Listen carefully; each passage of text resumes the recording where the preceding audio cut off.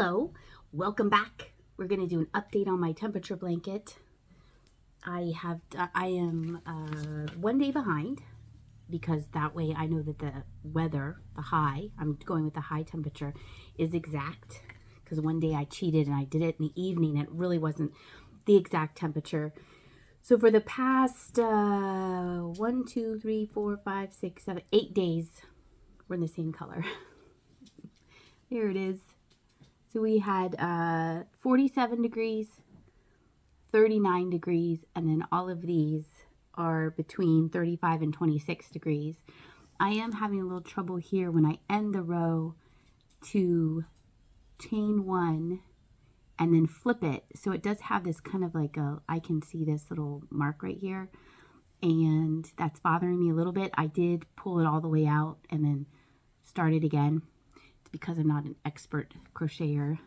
Maybe you can tell me what I'm doing wrong. So I do this, I finish the end. I would go on this way facing me. And then you're supposed to chain one and then flip it so your square stays nice and square. The square is really nice and square. Pretty pleased with that. This is the back, just so I would know when I'm flipping it. You're supposed to chain one and then flip it. And I'm not sure how to go in the first space again. You can see it right here and it kind of blends in from back here. I can still see it. It's kind of like a little scar. So hopefully I will improve it. I don't want to pull it all out again and do it again. It's for me, it's not a gift. If it was a gift, I would be more inclined to figure out how to do that. I did re-watch her video and I don't see what I'm doing wrong, but oh well. So if you can give me some hints on what I can do differently here when I come to the end of the row. What I have been doing is slipping it into the next stitch and then chaining one and then turning and then continuing on. But it's not perfect, but that's okay. That's okay. And then what I really wanted to show you also is I ordered this kit from Mary Maxim. It is called the Whisker Wishes bag. And I thought it would be super cute to try and make this. Look at the level. The level's just under intermediate, but I think I'll be okay. It's so sweet with these little kitty cats. And then I was gonna try and make it, and then let's see, can you sell this? Sometimes they'll say you can't sell finished products, but I don't see anything in the notes at the very end. I was going to auction it on Whatnot, and it has the pattern. There's the pattern there. They have, looks like they have written directions, and then I started to open it and I was like, wait, I should film this. So let's see what it comes with. It didn't come with a hook.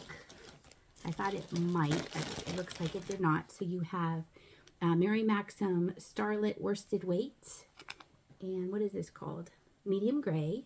This is the bag. So you get three skeins of that. And then a light gray. These are for the cats. Ooh, I like this one. This is kind of a multicolored gray. 2 of those.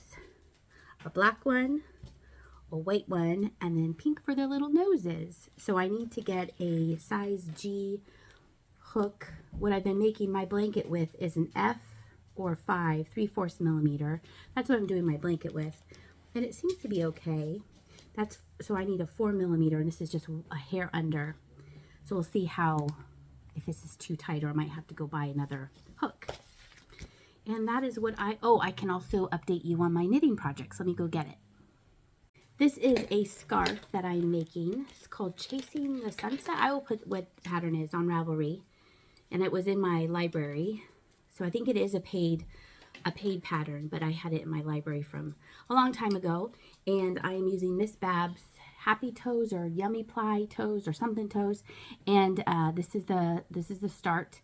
And then this yarn here is Mary Goldgen, but she's out of business. It's gray. It's kind of like this kitty cat yarn, like it's different shades of gray with a little sparkle in it. And so there's 2 different lace patterns, 1 and 2, and you just alternate it. So this is 1, 2, 1, 2, and now I'm on 1 again. You needed another color, another shade. And so in the kit was just red, orange, yellow, green, blue, purple, and I needed one more color. So I went into my stash and I found this, and I actually think this is Miss Babs. This might be Caroline yarn. And so it'll be this light blue and then the royal blue and then purple. And then it switches, the gray becomes the whiter, this design. And then the colors become in between. And then it goes back. So the end will be like this. And then the middle will be the gray. And I didn't have enough of this sparkly gray. So I went into my stash again and found a gray that doesn't have the sparkle in it. It's actually a Miss Babs yarn. But it has the same, like, not solid grayness. I'm using this as the example. So I'm pretty pleased with that. And then I decided to cast on a hat because I would like to go live on this channel and just kind of sit around, knit and talk to you. And you can sit around, knit and crochet or weave or whatever you would like to do. And I needed something that I didn't have to pay attention to. So I cast on another hat. I don't know what this yarn is from. It was in my stash. I did not keep the label, probably because at the time I did it I was like, oh, I'll remember. I don't remember. It's super pretty though. Look, isn't that neat? So this is a hat. This is a sock head slouch again. You just cast on 152 stitches and you knit and purl for as long as you like. I hate knitting and purling. It's not my specialty. It's a challenge for me to go long and then push it a little bit longer so there's a nice brim to your hat, which always, it looks nicer if I push myself. I made my dad a hat and I think I ribbed for 30 rows and that turned out nice. And his wasn't as slouchy. If you follow me on Instagram or Ravelry, I have it on there. It's a purple hat and it has 30 rows of ribbing and it's more of a beanie. And then this one will probably be slouchy, like the flamingo fling hat I made, and I also made my mom a hat as well.